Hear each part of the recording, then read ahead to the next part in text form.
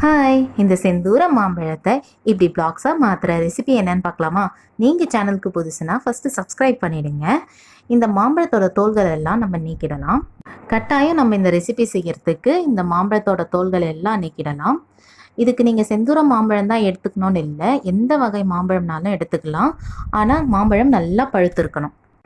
இப்போ எல்லா மாம்பழத்தோட தோலையும் எடுத்தாச்சு. இதை பீஸ் பீஸாக கட் பண்ணி எடுத்துக்கலாம்.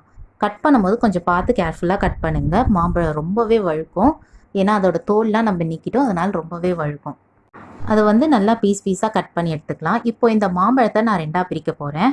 ஒன்று மேங்கோ யோகர்ட் ஐஸ்கிரீம்காக அண்ட் லஸ்ஸிக்காக, இன்னொன்று ஜூஸ் அண்ட் மேங்கோ ஷீட்காக. ஃபஸ்ட்டு ஹாஃபாக பிரிச்சிருக்க இந்த மாம்பழ துண்டுகளை ஒரு மிக்சி ஜாரில் மாற்றிக்கிட்டு அது கூட ஒரு 3/4 கப் சுகர் சேர்த்துக்கலாம். உங்கள் மாம்பழம் ஸ்வீட்டாக இருக்குன்னா அதுக்கேற்ற மாதிரி சுகரை நீங்கள் சேர்த்துக்கோங்க.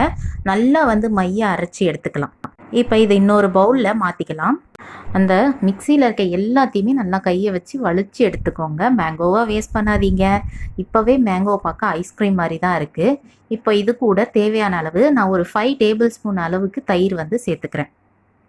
இந்த மேங்கோ யோகர்ட் ஐஸ்கிரீமோட முக்கியமான இன்க்ரீடியன்ட் பார்த்தீங்கன்னா நல்லா கெட்டியான தயிர். தயிர் நல்லா கெட்டியாக இருக்கணும்.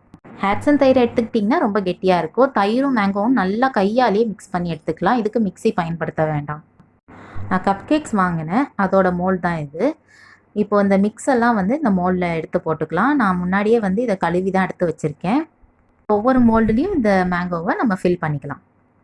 ஃபில் பண்ண பிறகு நல்லா டேப் பண்ணோம் அப்படின்னா அதோட ஓரங்களில் போய் நல்லா செட் ஆகிடும், நல்லா ஈவனாக இருக்கும்.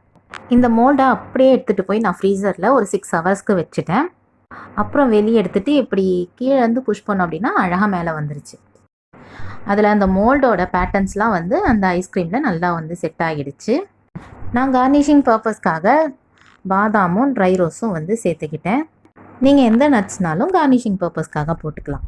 உங்கள் கிட்ஸ்க்கு வெளியே ஐஸ்கிரீம் வாங்கி தரதை விட இப்படி நீங்கள் வீட்லேயே செஞ்சு தந்தீங்கன்னா அது ரொம்ப ஹெல்த்தியும் கூட. மிச்சம் இருந்த மாம்பழத்தில் நான் லஸ்ஸி செஞ்சுட்டேன். அதோட இன்னொரு ஹாஃப் மாம்பழத்தில் நான் ஜூஸ் அண்ட் மேங்கோ ஷீட் செஞ்சுட்டேன். சேனலுக்கு மறக்காமல் சப்ஸ்கிரைப் பண்ணி வச்சுடுங்க. இந்த வீடியோஸ்லாம் லேட்டராக அப்லோட் பண்ணுவேன். பாய்.